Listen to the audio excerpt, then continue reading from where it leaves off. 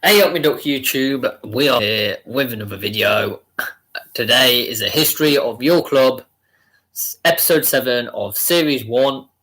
One I would class as the 7th club of the Big Six, in a way, because they've actually won quite a lot, to be fair, and I think they're often overlooked in terms of being a big club.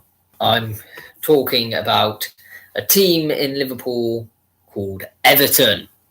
However, it was founded as Domingo FC in 1878. So this is a combination of St. Domingo Methodist New Connection Chapel in Brackfield Road North in Everton could play sport all year because they did play cricket during the summer, as is quite traditional with most football clubs. The club's first game was a 1-0 victory over Everton Church Club. The club was actually renamed Everton in November 1879 after the local area, as people outside of the congregation wished to participate. The club was a founding member of the Football League in 1888-89, and won its first league championship title in the 1890-91 season. Everton won the FA Cup for the first time in 1906 and the League Championship again in 1914-15. The outbreak of World War I in 1914 interrupted the football programme while Everton reigned, which was something that would occur again, in fact, in 1939. Bit strange, huh? It was not until 1927 that Everton's first sustained period of success began. In 1925, the club signed Dixie Dean from Tranmere Rovers. In 1927-28, Dean set the record for top-flight goals in a single season, with 60 goals in 39 league games, which is a record which still stands. It helped Everton win its third league championship that season. However, Everton was relegated to the second division 2 years later during internal turmoil at the club. The club quickly rebounded and was promoted at first attempt, while scoring a record number of goals in the second division. On return to the top flight in 1931-32, Everton wasted no time in reaffirming its status and won a fourth league championship at the first opportunity. Everton also won its second FA Cup in 1933, with a 3-0 win against Manchester City in the final. The era ended in 1938-39 with a fifth league championship. The outbreak of the Second World War again saw the suspension of league football, and when the official competition resumed in 1946, the Everton team had been split and paled in comparison to the pre-war team. Everton was relegated for the second time in 1950-51 and did not earn promotion until 1953-54, when it finished as the runner-up in its third season in the second division. The club has been a top flight presence ever since. The Everton's second successful era started when Harry Catterick was manager in 1961. In 1962-63, the second season in charge, Everton won the league championship.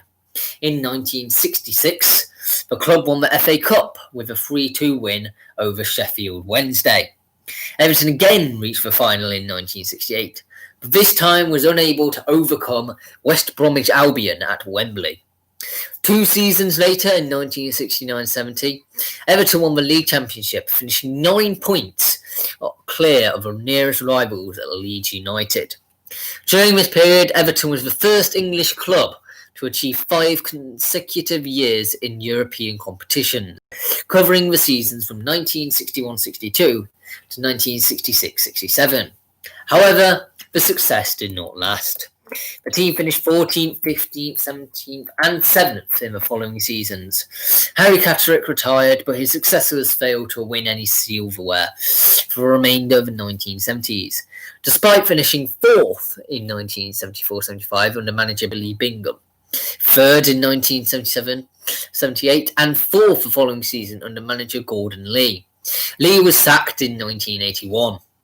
Howard Kendall took over as manager and guided Everton to its most successful era, Domestically, Everton won the FA Cup in 1984 and 2 league championships in 1984-85 and 1986-87. In Europe, the club won its first and so far only European trophy by securing the European Cup Winners' Cup in 1985. The European success came after first beating the University College Dublin, Inter Bratislava and Fortuna Sittard. I wonder if any of them clubs are actually still around today. Well, it turns, I think they are. Then Everton defeated German giants Bayern Munich 3-1 in the semi-finals, despite trailing at half-time in a match which was actually voted as Goodison's Park history as the best, and recorded the same scoreline of the Austrian club Rapid Vienna in the final. Having won both the League and Cup Winners' Cup in 1985, Everton came very close to winning a treble, but lost to Manchester United in the FA Cup final. The following season, in 1985-86, Everton was a runner-up to Liverpool in both the League and the FA Cup, but did recapture the League Championship in 1986-87. After the Heysel Stadium disaster and the subsequent ban on all English clubs from continental football, Everton lost the chance to compete for more European trophies. A large proportion of the total winning side was broken up following the ban. Kendall himself moved to Athletic Bilbao after the 1987 title triumph and was succeeded by assistant Colin Harvey. Harvey took Everton to the 1989 FA Cup final, but lost 3-2 after extra time to the rivals at Liverpool. Everton was a founding member of the Premier League in 1992, but struggled to find the right manager. Howard Kendall had returned in 1990, but could not repeat his previous success. His successor, Mike Walker, was statistically the least successful Everton manager to date. When former Everton player Joe Royle took over in 1994, the club's form started to improve. His first game in charge was a 2-0 victory over derby rivals Liverpool. Royle dragged Everton clear of the relegation zone and led the club to the FA Cup for the fifth time in its history by defeating Manchester United 1-0 in the final.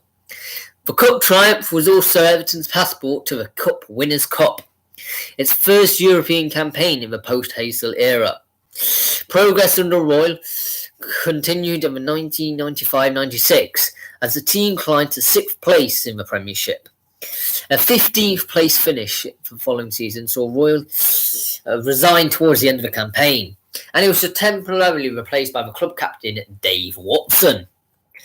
Howard Kendall was appointed Everton manager for a third time in 1997, but the appointment proved unsuccessful as Everton finished 17th in the Premiership. The club only avoided relegation due to its superior goal difference over Bolton Wanderers. Former Rangers manager Walter Smith then took over from Kendall in the summer of 1998, but only managed 3 successive finishes in the bottom half of the table. The Everton board finally ran out of patience with Smith, and he was sacked in March 2002 after an FA Cup exit at Middlesbrough, and with Everton in real danger of relegation. His replacement, David Moyes, guided Everton to a safe finish in 15th place. In 2002-2003, Everton finished 7th, which was its highest finish since 1996. It was under Moyes' management that Wayne Rooney broke into the first team before being sold to Manchester United for a club record fee of £28 million in the summer of 2004. A 4th place finish in 2004-05 ensured that Everton qualified for the UEFA Champions League qualifying round. The team failed to make it through the Champions League group stage and was then eliminated from the UEFA Cup. Everton qualified for the 2007-08 and 2008-09 UEFA Cup competitions and was the runner-up in the 2009 FA Cup final. During this period, Moyes broke the club record for the highest transfer paid on 4 occasions, signing James Beattie for £6 million in January 2005, Andy Johnson for £8.6 million in summer 2006, Yakubu for £11.25 million in the summer of 2007, and Marione Fellaini for £15 million in September 2008. At the start of the 2012-13 season, Moyes left his position at Everton to take over at Manchester United, bringing in staff from Everton to join him in July. These were assistant manager Steve Round, goalkeeping coach Chris Woods, and coach Jimmy Lumsden, with Everton players Phil Neville and Marione Fellaini also leaving for United. The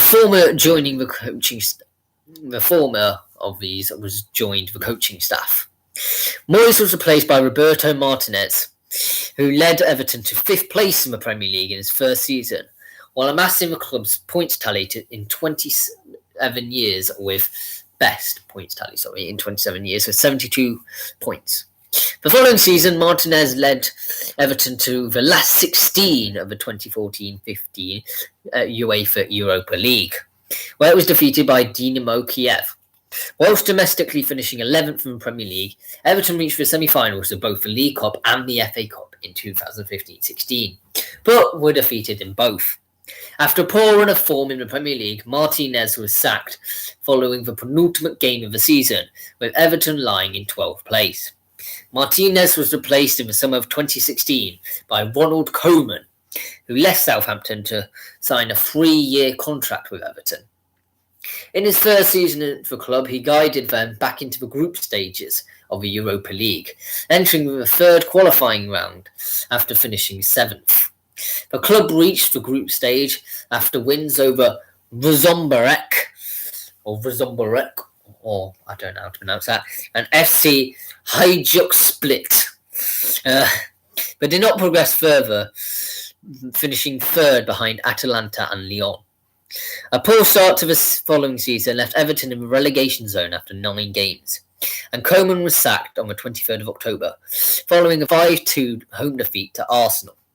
After a 5-week period with David Unsworth as caretaker manager, Sam Allardyce was appointed Everton manager in November 2017, but he resigned at the end of the season amid fan discontent at his playing style. Marco Silva was named Everton manager in May 2018. In November 2018, Everton was banned from signing academy football players from its youth clubs for 2 years. That's a strange thing. Silva led Everton to finish 8th in his first season in charge, after a poor start to the following season, which left the club in relegation zone on 14 points. He was sacked on the 5th of December 2019. His last league match was a 5-2 loss to Liverpool at Anfield. Former player and first-team coach Duncan Ferguson stepped in as caretaker manager for the next 3 games before his replacement, Carlo Ancelotti, was appointed on the 21st of December 2019, with Ferguson being appointed as assistant manager.